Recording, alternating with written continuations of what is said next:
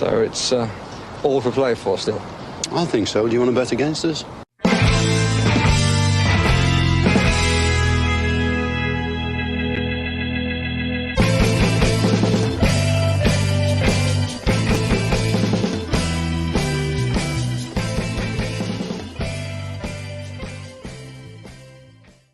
Hello, everybody, and welcome to For the Love of Paul McGrath podcast. And tonight I'm joined by a Paddy, but not the regular Paddy that everybody is used to. I'm joined tonight by the wonderful Paddy Silk from the Man United Agenda podcast. And we were actually just chatting there offline a moment ago. And this is something that I want to do a bit more of, as well as get other teams' perspectives and that friendly rivalry chat before games, as well as and when it comes on. And as Paddy said there, it's good to get the perspectives from both sides. It's healthy, and it's healthy to kind of understand, I suppose, football, as opposed to having it a kind of a colloquial rivalry or battle, regardless of who you're playing. But Paddy, thank you so much for popping on. I was delighted when you reached out, and I'm looking forward to getting to know a small bit more about Manchester United, other than, I suppose, what we see pushed down our throats on TV and in any other type of arena that we look at it. Absolutely, yeah. Go ahead, Neil. Ask the questions. No problem at all, Neil. Yeah, well, look, as I say, offline there a moment ago, we were just mentioning as well, and we were saying that this is probably going to be a very much a Man United driven podcast, because I couldn't tell you what Unai Emerys is going to do at the weekend. We got our very first glimpse of him on the training field today. He's some man to check the time in his watch. That's what I found. And anybody, you guys in the comments there, did you notice that, or was that just something I picked up? He's constantly looking at his watch, which I suppose maybe could be a drill sergeant mentality, whereby he's not going to let anybody get away with anything. But it looked promising. But from a Manchester United point of view, you guys obviously have a new manager at the helm since the start of the season. Came in with great fanfare, a darling of European football as well. I suppose hipster European football, you might even say, in Erik ten Hag, kind of like an Unai Emery type, whereby his methodologies, his training, ethoses and stuff like that were very much lauded, I suppose, throughout Europe. But talk to me about that transition, I suppose, that has come about with Erik ten Hag. Has it been plain sailing, or is it a case whereby he really has a job on his hands with Manchester United? I think you're right. I think he has got a job on his hands at Manchester United. I mean, our first two games we got beat, obviously, and that was a bit of an eye opener for Ten Hag. And I mean, I think that was an eye opener for him, the players that we have that really aren't good enough, in my view. And I think he had to change things around, definitely. I mean, we've got our defensive issues at the back with Maguire and whoever, who, to be fair, were woeful beyond woeful, not good enough for this club. So I think he then went back on the training field again after the second game we lost. I knew we were going to get beat at Brentford. If I remember Brentford, we got thrashed. I knew we were going to have to go back to the drawing board, which he did do, and change things. And things have got better since then. There's players that he bought pre-season. Martinez. Everyone had to go Martinez, and he's a hobbit. He's not going to be able to head the ball. You know what I mean? And he really has silenced the likes of Carragher and a few other managers, that Souness included, with his defensive. We've got the defense correct now. Obviously, Maguire's back now, which worries me a little bit. Hopefully, he'll be that ship sailed in my respect. But he has got it. He's done really well, Ten Hag. He really has. I'm really impressed with what he's done on the training field. He's got the players playing well to assist him. There's an issue with Ronaldo, that's been but I think he's handling that very well. He just said, "No, you're not playing that day. I don't care if you can storm off the pitch." So he's been ruthless, and I'm pleased that he's been ruthless. He has to. This is a real. It's going to take time for him to stamp his authority on this team, and he's doing it. But I think it's going to be a lot more to do, mate. A lot more to do. So we'll see what happens. I'm looking forward to Ten Hag being there. Yeah, and I think you should, and I think a lot of people are looking forward to seeing if, specifically, I suppose, people maybe even outside the Premier League, to see if he can do it, if he can come in there and finally be the person who stops the rot. Yeah.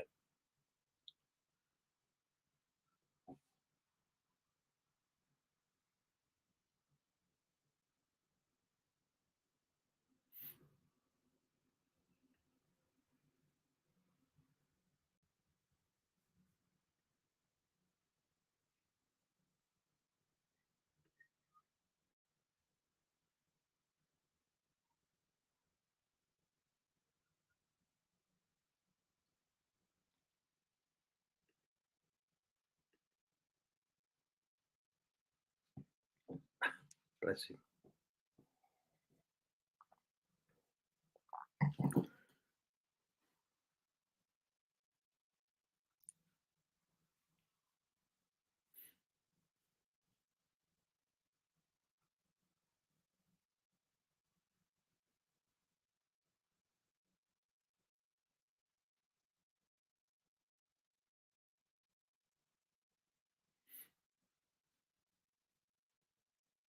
Sorry, lads, I don't know what's going on. Well, there you go. I think I live down the road from Bodymoor Heath. I think Aston Villa are a good side. All my mates are Villa fans, and that's the reason why I'm on the show. So it's interesting. I love these games for Man United Villa, by the way. I really do. All the way back to the 70s, late 70s. So this is a big game for me, personally. Especially all my mates being Villa fans. There you go. Neil, happened there. Literally, my whole screen kind of turned this kind of orange and green color, and then it just my whole computer restarted. Anyway, long story short. But no, all good, all good. I was just speaking to the lads on the thing, so fair play to them. I'm talking to all the Villa fans on here about how important this game is to me personally as well. So excellent. What I was trying to say there before technology rudely interrupted me was that it's been a kind of a 10-year. How will I put it? The club have had the handbrake on, I think, Man United. I think it's fair to say, and they've had the handbrake on for about 10 years. I'd say at this stage, obviously since Sir Alex has left, it's just been fits and starts. And I was saying there that I think the footballing fraternity in Europe is kind of looking to see if Erik ten Hag can turn this around. And as you said there, the early signs are that it might be happening. But what I was most intrigued about was that you said that he's being ruthless, that he's rooting out people. He brought in Lisandro Martinez types of players and is playing him at centre half. The Harry Maguires are getting less game time, although he is back at the moment. And you mentioned obviously about Ronaldo and so on. But do you think he's even halfway through that job of weeding out those players? And how many players do you think Manchester United would realistically need to? I'm not even going to say turnover, but how many kind of bad eggs do you think might be inside there that need to go for this dressing room to become a small bit more coherent? Well, my view on it, and it upsets some of my colleagues at the agenda, possibly, and a lot of the United fans out there, is that we need a new left back. I know we've got Malassi, he's got to come on. Right back, Balak's been offered a new contract today. I'm sorry, he's not good enough for the club, and nor is Shaw. Maguire, no, that's ship sail. That's going to go that's gone as well. The midfield seems to be sorted at the moment. I still love to see another midfielder come in there, maybe De Jong if he decides to leave. A striker, definitely. Everyone's getting carried away with Rashford in his form at the moment. Yeah, sorry, we need someone clinical up there. And they're saying Martial's going to come in. He'll save the day. Ten Hag rates him. I don't rate him. I think he's been in that club too long, and it's not going to get any better. So in my view, he's been in that club, 15 years now? And I'm taking the piss now, Neil. But what I'm saying, this fella's been at this club now for too long and nothing has happened. I mean, he was injured the last few games, which is fair enough. But so we do need some more surgery in this team to get us where we are. We're in the Europa League at the moment, but that Europa League is going to change soon because those clubs who are going to get out, who are getting beat in the Champions League, are going to come down. We might get Barcelona if we don't beat Real Sociedad tomorrow night by 2 clear goals. We'll end up with teams, and that's a test for us. So we've got some surgery to do in this team, and I'm hoping Ten Hag will be given the support, and he will do, because you want to get this club back up to where it was before, which will take a long time. I know. The Man City have set the bar up, and the Arsenal doing very well at the moment. But I think the City and the City bar, we're nowhere near that yet, to be fair at all. But they're our noisy neighbours, and they're a great team and they have a great manager. So let's see what happens. But we're getting there. But he needs to be ruthless with his players. I mean, Ronaldo, I don't know whether he should have come back, to be fair, but he has saved us. And by the way, the kid saved us in these games. But Ronaldo, I think maybe that we need to be in transition and maybe move on without him. And do you think I suppose there's a short-sightedness from the people at the top of the club? It's often been thrown at it. It was thrown at with Ed Woodward as well, and even I couldn't even tell you who's running the show at the moment. But is that short-sightedness in search of the big payday at the end of the year over footballing trophies and over maybe footballing success. Is that still something that really is thrown around at Manchester United, or do you genuinely believe that people are trying to make the club a better club on the footballing side of things, or is it still very much the bottom line? I suppose the question I'm asking is, has it ever really been just about a bottom line club in the last 10 years, or is that just a narrative that's been thrown around there? Because God knows I'm a hater of a lot of these a lot of narratives that football clubs just tend to pick up because of laziness. So talk to me a small bit about that. What is the story with the accountants running the club situation that people talk about? Well, he's just seen Ed Woodward. I saw the termination of his thing today, and obviously we've got the new chief exec, who's his pal. Not a very nice person, to be fair, but from what I understand. But he's running. These are people, the business people, they're not footballing people like David Gill we had before with Sir Alex Ferguson, who really worked well with the manager and got these players in. So it was a turnaround, but just stupidity. I mean, look, Ed Woodward wanted to get he was part of the Super League thing, which went massively wrong. And also as well, he gave Phil Jones a 50-year contract. Right, I'm taking the mick again, Neil. I mean, what the hell we give him Phil Jones a contract for that long? Woodward did it apparently around them. So he got involved in stupidity, a lot of incompetence at the top. Yeah. The Glazers, the owners who don't really care, do they? Let's be honest with you, they don't care. These installed stooges in this club, and we really have gone backwards. They have spent money though, and you're right. And it'll be thrown back in my face now. But if he did get the money, the previous managers we had, Jose Mourinho, before that Louis van Gaal. Solskjaer, mistake without a shadow of doubt, in my view. I know he's the darling of the club, he's the hero in '99, but he unfortunately didn't cut it. I went to see Man United, Man City when Solskjaer was on the sideline with Pep Guardiola, and Pep Guardiola was getting the orchestra and getting those players. So it was terrible to see. But yeah, it seems to be getting, but incompetence is still there at the club. Until the ownership changes and the hierarchy changes, we're going to get no better. But thank goodness we've got this manager in who's going to take no mess hopefully with the hierarchy as well. And it's going to give them the time and spend money as well, because we need to get some good players to get where we need to, and win trophies. Because if you don't win trophies, that's the measure of success at Man United and with Aston Villa as well, and other clubs. You put a lot of, your owners have paid a lot of money into this club. They want trophies. They want to see success. It might take a bit longer with us, though, I think. But we'll see what happens. We're up there in the league, but let's see what happens. It can all change, win or lose. Some games you're up and you're down at the moment. But we've got to get the squad depth's got to be better of quality. That's the problem. So yeah, going back to United, there's issues above, definitely, and these people, in my view, need to be moved on. We got the 1958 protest. It's going really well, and the ins and outs of that protest group. The chief exec met with them earlier before at the start of the season, and he said, "I'm going to do this, I'm going to do that," and well, we want them out. We want them out. We want to change. As Villa's had some great owners now and doing some great support for the club, even around the ground as well. So we want better times. So unfortunately, Neil, there's problems there at the top, definitely. What kind of a structure, I suppose, is there for Ten Hag? Because, I'm going to be honest, I don't want to say the word. I love following football. I love understanding other clubs. I love understanding clubs like the likes of Eintracht Frankfurt that are out there at the moment. And, a lot of these, call them the flavors of the month clubs. The clubs that are going to have limited success are going to have some success, but immediately will never be able to break into the top 4 or top 6 of their leagues for long term. And I think the reason for that is because, look, I think that's where Aston Villa are at the moment. We're looking for one big day of success and hoping we can build on from there. As you said, we do have fantastic owners at the moment, and we're in a very enviable position, should I say, that we've got the 5th richest owners, I think, in world football, or 6th or something like that. So the potential is there for a second city club with a massive fan base, a massive dormant fan base, a massive fan base around the world. Obviously, I'm here in Ireland, and all I have to do is look up the guys in the United States. So my reasoning for going through that whole piece about wanting to understand football is I've given up trying to understand what Manchester United are doing. But what have they done with Ten Hag to give him control?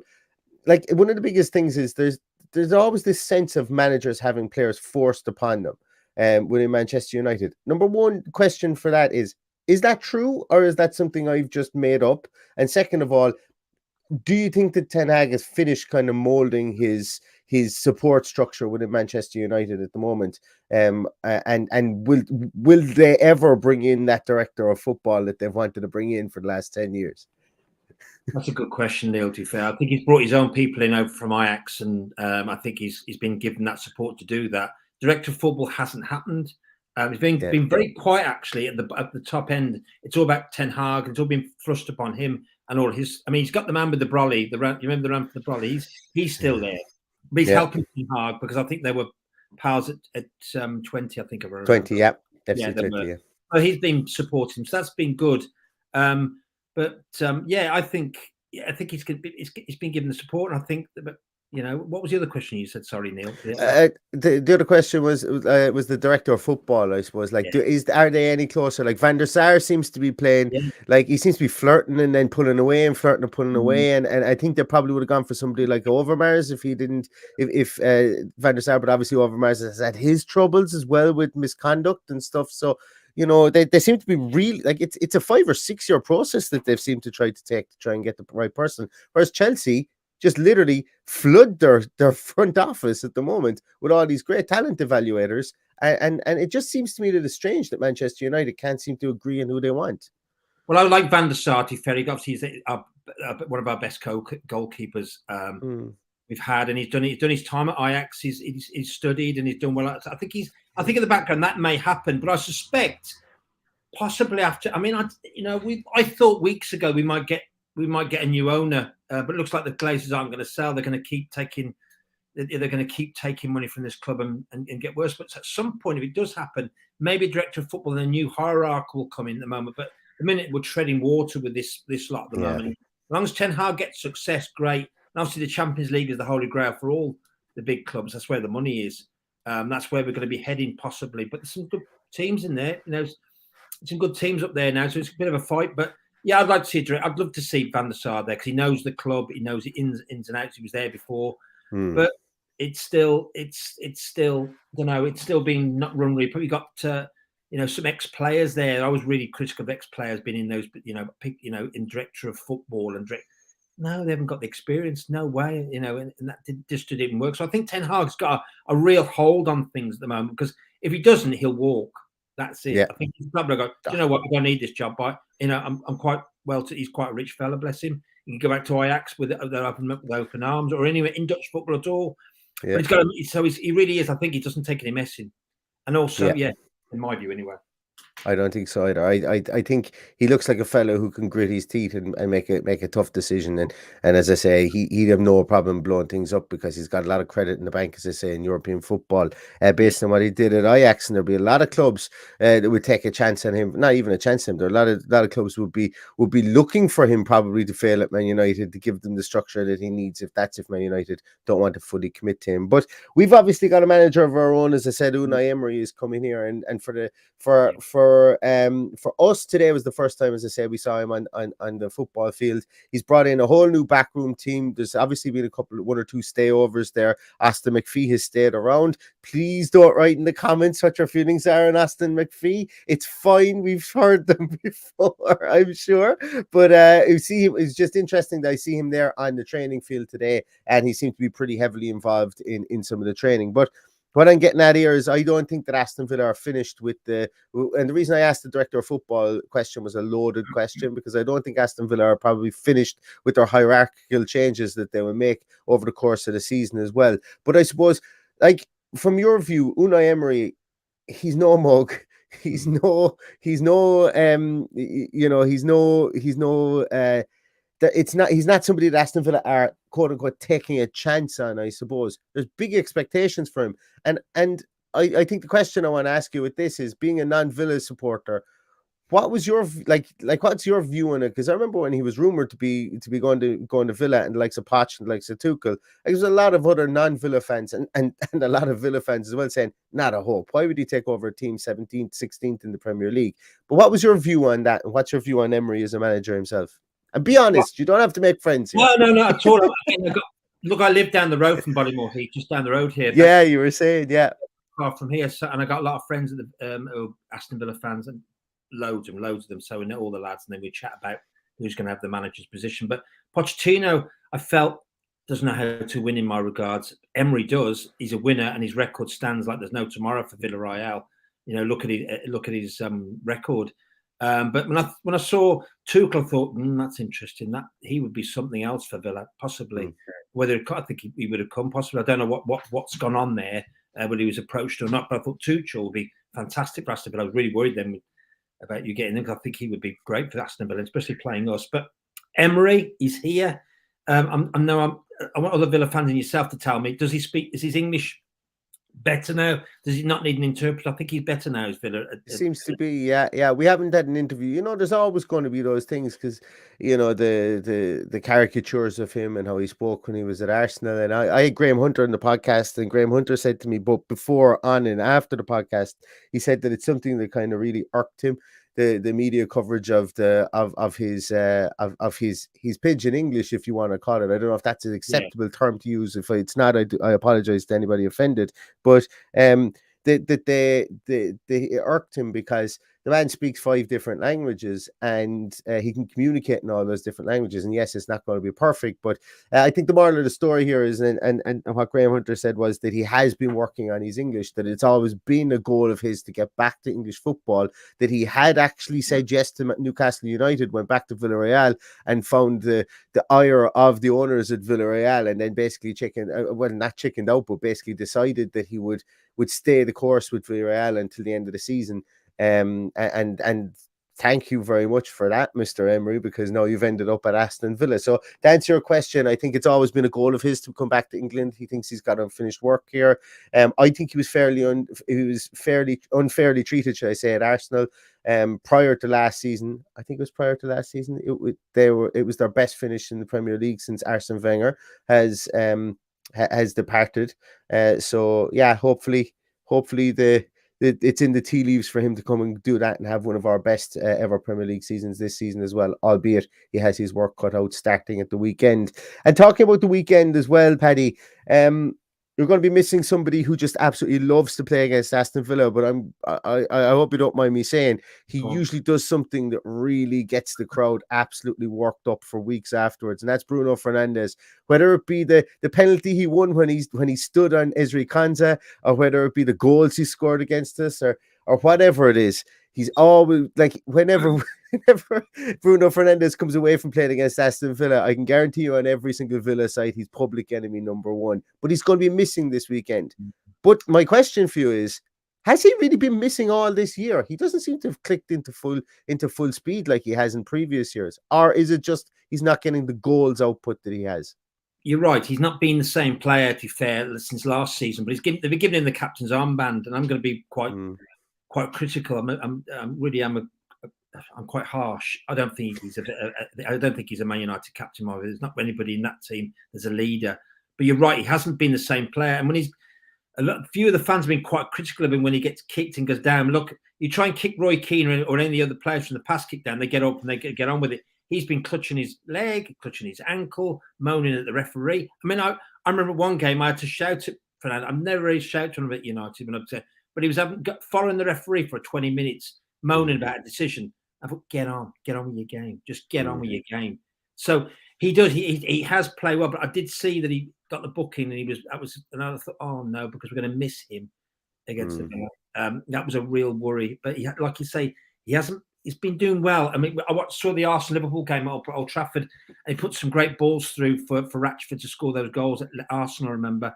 So he has got that. He's got that bit of magic. He's a luxury player on our side. He is, But Casemiro for me is the business at the moment.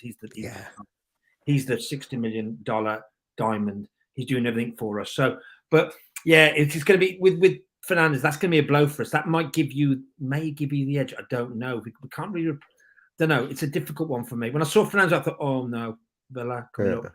Fernandes that's going to be a big blow. Big blow. Will it just be a straight swap? Do you think he'll move Eriksen into that 10 position and maybe, and then you'll have Casemiro and maybe McTominay or Fred or whoever he's going to play in there alongside him? Because obviously, look, Casemiro he's been eased into his Manchester United career so far, albeit that he's played very, very well in any of the games he's played. But does that mean that Eriksen will will just probably slot into that role and try and pull the strings behind, because he's not a bad replacement if you can get him firing up there. He's fantastic, Eriksen. I've been so impressed with him since he's come in. He really has. You can see his quality. I mean, I saw him at Spurs. I don't know why we took so long to sign this player. He should have come to us for a long while. We were missing a player of that type for a long time, and we should have got him. And he's been brilliant this year. I thought he'd be a bit part because of his age, and obviously he's had his problems, bless him, in his heart and everything else.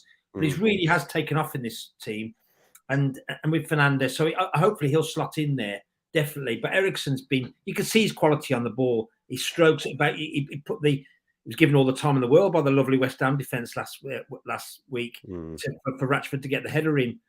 So he seems to stroke the ball around, quality players. Not many of those midfielders around, to be fair. Yeah. That quality. I think City have got one or two, haven't they, and other teams. But they are diamonds in the rough, some of these these players like Eriksen. Yeah, definitely. I think so. And I think probably, look, Eriksen was very helter-skelter when he was with Spurs. He was a really good player, like, don't get me wrong. But what he learned is when he went to Italy and he was playing with Inter Milan, he kind of learned how to slow his play down but keep the quality high. And if you're going to have longevity within the game, and look, I'm not saying anything to do with his heart or anything like that, but I think, a lot of players leave it very late to go to Italy because they go, oh, it's a slower pace of game and I'll go there. But there's a lot of merit in what Christian Eriksen did and going there a small bit earlier in his career. He's learned how to probably prolong himself into the future. A lot of people raise their eyebrows at him. Oh, why is he playing him in a 6th position when he's a natural 10? Well, everybody, you just got to think back to Andrea Pirlo. He wasn't always that mercurial number 6 that could play with a glass of wine in his hand. He had to learn that because he was very much a forward-based player in a 10 position, specifically at Inter when he first started off. And it was only really when he came back and he started playing in a more languid, easier style with the likes with AC Milan in his later years that he became that really beautifully cultured number 6. And I'm not saying that Eriksen went there to become that player, but when you learn how to slow the game down for you, that's when things start to get fun, I would imagine, as a footballer. God bless me, I never had that kind of ability. But could you imagine if the game had slowed down all around you and you were able to do what you want? And sometimes Italian football, the pace of it, can lend that to an older player and to a player with an obvious skill set. Now you can't just go there and learn it if you're a donkey. You have to have this certain skill set, but you're encouraged to get your head up a small bit more in Italian football, and it's one of the things that whenever I'm one of these people that just watches football as much as I possibly can, and for my sins, and it's one of the things that I think is very underrated, how midfielders can grow, and the culture of the Italian midfielder, that sometimes it's kind of poo-pooed now because they don't run at 1,000,000 miles an hour around the field. Some players don't need to do that. At the weekend as well, you mentioned an interesting one there. There's you mentioned about your left back position, and you mentioned Luke Shaw not being good enough. But speaking about your right back position, and somebody, to be honest with you, that another person that if I'm not mistaken has gone to Italian football and has come back and looks a different player, and Diego Dalot at that side. I didn't really rate him. And if I'm not mistaken, did he go to, was it Milan he went to? Yeah, he went to, and then he came back and he seems to be playing some really good football at the moment. Talk to me a small bit about him, because he's a guy I would have written off. I don't rate Alex Telles on the other side at all. I could be wrong on that, but I just don't. I think he's not made for this league whatsoever. But Dalot's someone who's really surprised me. And like at the weekend, I thought he was really, really good in that game. But what's the feelings of Man United fans towards him? Well, I listened to a podcast earlier about Agenda with some of the lads who are on tonight talking about Dalot, saying because he's got the new contracts being triggered. I suspect. They like him. His application's been good since he came out from Milan. He was given a start last season before Ten Hag set by the interim manager. Gave him a start. I personally don't like the player. I just don't think he's the quality of the player, and the stick I get with Dalot playing so well at the moment. You wouldn't believe. I'm like the doubting Thomas. I'm telling you, and they do that. What are you on about? Don't rate Dalot. He's been playing really well. He has been playing exceptionally well. He has been playing well. He's been great. For me, I just don't think. I think I always want better in my team as a right back. Same with the left back position. Sure, for me, he's gone. He'd been one red card. Here's your P45 gone, mate. I know he's played well, and so he's been playing really well. Sure, he has. But for me, he's just, I think he's been in McDonald's for too long in my eyes. Eating Big Macs and stuff like that. So he's got to go. And I like Malacia coming in, but Luke, again, Dalot has been playing well. He has, but put him against someone good, mate. Look, I saw him play last season. I thought Dalot, no way, right back. And I've got a pal of mine, MUFC old school. We go to the games together. Dalot for me is never a right back, never, not for the standard Man United. When I look at previous players, I know people have a go about the history. Aston Villa's got a great history of the players, and I know them all. I've seen them all. But at Man United, I want the standard, the quality's got to be better than Dalot. People go, oh my, Dalot's playing well. That is my view, Neil, and it's quite harsh. I just see out the box with Dalot. He might. Let's see what happens. How many games win? Not so many games that he's been given this new contract. Luke Shaw had a great game last week. It's all done on the spur of the moment. Let's see what happens to the end of the season. Why are we doing this? Why are we doing this? Oh yeah, 5 games in. We need to give him a bigger contract. He could be Barcelona bound next week. We don't want to start Barcelona bound. Do you really? Are you off your head? Yeah. Oh yeah. Well, we have to do it. And Army, absolutely madness, Neil. So I'm a doubting Tom. No, not for I'd have most of these players out of this club, and even though they've been playing well. Well, I think the reason I'm laughing so much at that is because I'm very much so in the same piece, like all the way through last season, and I think I was probably vindicated for my view last season on Ashley Young playing at left back or right back in the Premier League. But this season, he's blown me out of the water. He's been absolutely fantastic for us. But when you mentioned about previous fullbacks for Manchester United, I still think the man that's able to clone Dennis Irwin, even 20 years on after he retired, will be the richest agent in football, because you just don't make fullbacks like Dennis Irwin ever. And if you can clone him and sell him to a couple of clubs, it'll be a license to print money. And that is me with my Ireland glasses on, for Same sure. Here. Like I'm dual national, but my parents are Irish, so Ireland very much important to me. Definitely, Dennis Irwin was a darling, for very consistent. Jack Charlton used to call him most consistent left back in the Ireland squad for years, and he told Fergie that, before every World Cup. So, absolutely, 100%. And that's where I think I like the quality. But look, I'll get stick about it massively from the fans, massively from Man United. You must be mad. You're a lunatic, probably. But I'll say, but Dalot for me and Luke Shaw, get off on your bike. Even though he's playing well, I bring in another right back. I bring in another left back as well. Possibly with Malacia coming in, he's got to get his place. I know he's young. But these players have got to try and get their place. But let's see what happens with that. I'm dead certain on that. Sorry, Neil, I am. No, and look, as I say, these are the things, and this is why it's good to talk to opposing fans and stuff, because the news cycle carries people along most of the time, and a lot of people will get their opinion on clubs. I certainly am getting my opinion on Manchester United at the moment, which is, and I'm getting it from the news cycle, which is dangerous, because literally, if I just opened my door there and wrote anyone a United fan, I'd have a chorus of yes and yes and everything coming back at me here, because everyone in Ireland, Irish sports, Liverpool United. But I suppose another little question for you, and we touched on it earlier about Ronaldo, is: do you think he starts Ronaldo in this game? Do you think he plays him? I think he probably plays Rashford, but does he try and fit the two of them into the team in some way, shape, or form? No, he won't. Again, he's going to be ruthless about it. He'll play Ronaldo in the Champions. He'll probably play him in the Europa League at Real Sociedad, but then he will play Rashford in the league games. I think that's what he's doing. Unless there's injuries, then definitely Ronaldo comes in. But that's what he's doing with Cristiano Ronaldo. He doesn't like it. I can tell you that now. He doesn't like it. Yeah. You can tell he doesn't like being. He wants to play. He wants to play football. And you saw the row between Roy Keane and Gary Neville a weekend ago, which was great television for everybody, lads. Great box office. And Roy doesn't love him to bits. Back. He doesn't. He just gives it how it is. So the Ronaldo, he wants to play. But 10 hours ago, you'll play when I tell you. You'll play in these games, whatever. If you don't like it, on your bike. I think he won't. I think Rashford will play. But again, I'm critical of Rashford. I don't think he's very clinical.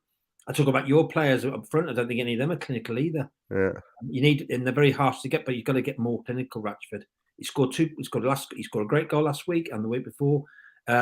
He has great headers, but again, lads, it's got to get clinical. You got to, how many chances? Why are we hanging on to games against West Ham? We've got a great goalkeeper who's saving us massively at the moment. Without him, we're getting beat. Happened a season ago, 2 seasons ago. Without De Gea, we're getting beat. And that's sometimes we have that situation as well with our goalkeeper. Definitely 2 seasons ago he blocked marbles and so on.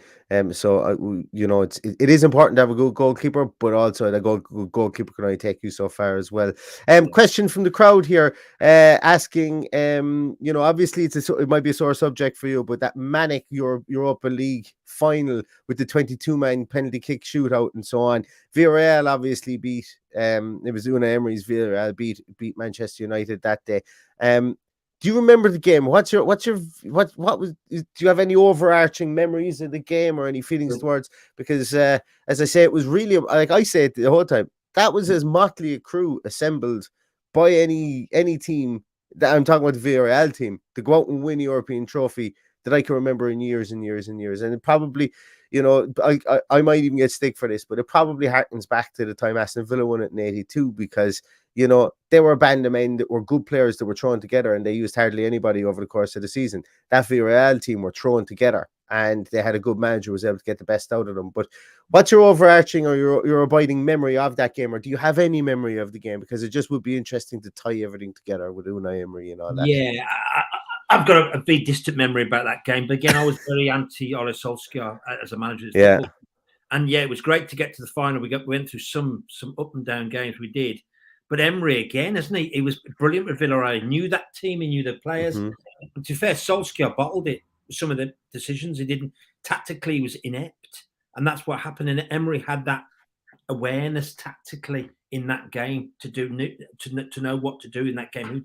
But Solskjaer didn't. And that's what happened. That's the difference in these games, isn't it? It's very small, isn't it? The measure is of how good a manager is making the decisions, especially. And Solskjaer, unfortunately, came a second really to Emery, who was very good in that game at his tactics, and that's what Emery's got, and got a brilliant. I know he's put together Villarreal, but they've done ever so well, Villarreal, and he's done a great job with them. He really has, Emery. Really. Yeah. That game wasn't a trophy. Again, that was a failure. We failed. We didn't get a trophy. That was it. Yeah. There's a statistic actually. I just happened to look it up there because I couldn't remember. The Villarreal lineup there, and I was just checking it up. But there's a statistic going around that Unai Emery has never lost to Manchester United. Am I taking crazy pills here, or did they not lose? Did Villarreal not lose to Man United twice in the group stages of the Champions League last season? So I'm looking at Man United beat Villarreal 2-0 on the 23rd of November last year, and I'm looking at it and they beat them 2-1 on the 29th of September. So I haven't seen that stat. To be fair, but is that correct? I mean, that's good. Well, yeah, that's interesting. It's not. It's not. Well, it doesn't look like it's correct to me, unless the statistic is that he's never lost in a final to Manchester United. He lost twice last year. So I don't know. It's an interesting one. But I just thought I'd bring that up. Since I just saw it there. Paddy, listen, I'm not going to take up too much more of your afternoon, but I do have one more or your night, I suppose. At this stage, it's 11 minutes past 10. Genuine hand on heart, what's your feeling for the weekend? Do you think that Manchester United come to Villa Park and get an easy win, or do you think they come away with a win, or how do you think Aston Villa will fare against Manchester United at the weekend?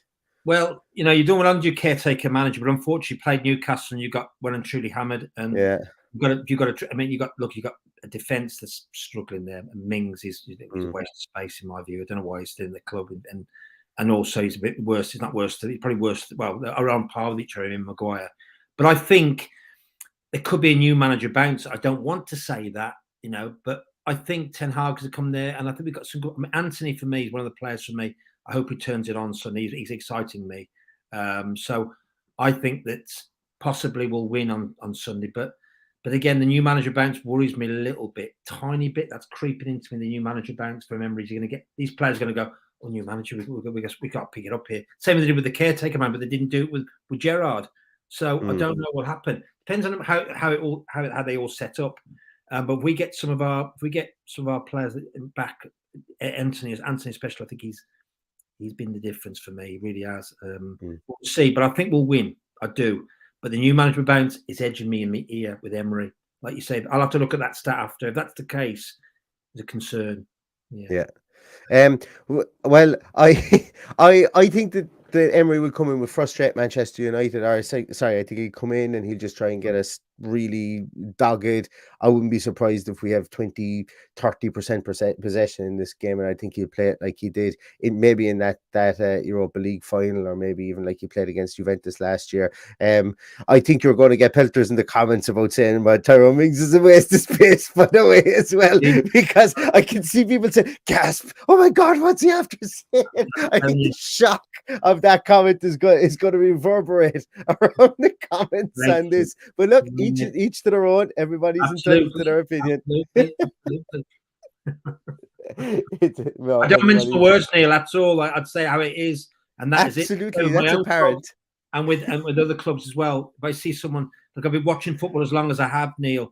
I've seen what's good and what's bad, and I'm sorry, that's bad. Yeah, as I say, I'm going to just finish up the podcast because I can't. My comments are going to start going mad in a minute. No, I'm only joking. Paddy, listen, thank you so much for coming on and being so honest about your own club and about everything in general. It's nice. It's good to get the opposition's view. May not agree with all of it, but as I say, 90% of it I do agree with, and it's great to get that viewpoint from about our club and also about your own club as well. So I really appreciate it. And I'm looking forward to going on your podcast as well on Friday, 8:30, isn't it? On Friday, the Man United agenda, and hopefully I can live up to the billing after you did such a great job here today as well. So everybody, thank you so much for joining us tonight. If you haven't, hit the like button. If you do like this, give us a like, give us a subscription as well. I really appreciate that. I might be back again tomorrow myself with a podcast I've been working on, just depending on if I get some time to put together to put it together. And then we might drop on again at 9:30. As I say, I will be on over on the Man United agenda on Friday night at 8:30. If you guys want to jump in there and get involved in the comments with some Man United fans, might cause a bit of controversy. It might be a bit of crack. And as always, we will be back with our team sheet tantrum on Sunday as well. I will be hungover on Sunday doing the team sheet tantrum, so spoiler alert, my voice will be about 9 octaves lower. I'm going on a stag on Saturday, so I do apologize for nothing, specifically not in advance anyway. So thank you so much everybody for watching. Thanks for listening. Thanks again to Paddy. You can find him at the Man United agenda. Paddy, what's your Twitter handle as well? It's Admiral MUFC with Patrick Silk 11. Because Admiral, if you remember, it's my favorite brand. So from years ago. We'll remember that. Excellent. So if you do want any no-nonsense Manchester United info and commentary, Paddy's the man to go to. But thanks very much, everybody, for spending the night with us. We'll see you again very, very soon. Stay safe, stay healthy, and all that's left to say is up the Villa.